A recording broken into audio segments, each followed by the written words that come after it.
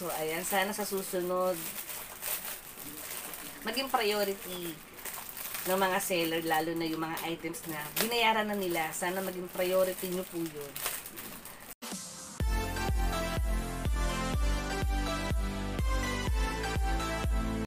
For today's video mga kasis, dumating na yung ating parcel sa ito na siya. So itong parcel na bubuksan natin ay para to sa aking mga cats, mga kasis. So wag na natin patagilin, buksan na natin.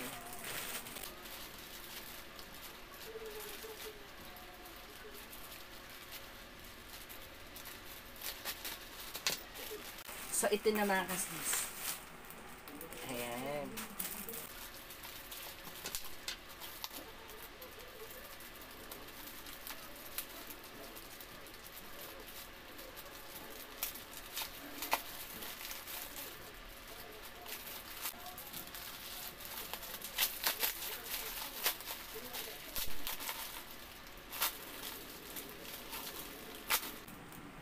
So, ayan na. Sobrang higpit ah.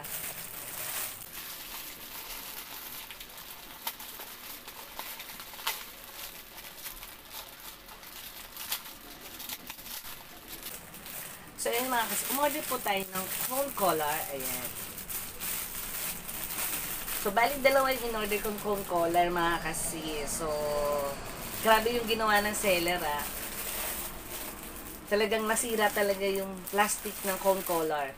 And then talagang yuping-yupi na. So kung bakit naman ako umorder ng cone collar, dahil meron po tayong event na pupuntahan ng mga cats ko. Kaya umorder ako ng cone collar.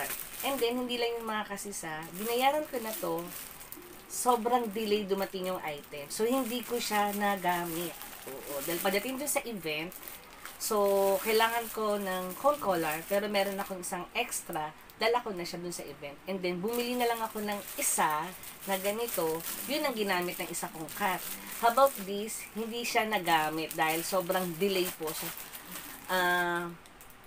after ng event, mga 2 days pa bago dumating yung parcel. And then, umorder po ako ng shoes ng dog para sa aking Penelope. Check natin. So, color black. So, ito po siya. Ayan. So, ang cute ah.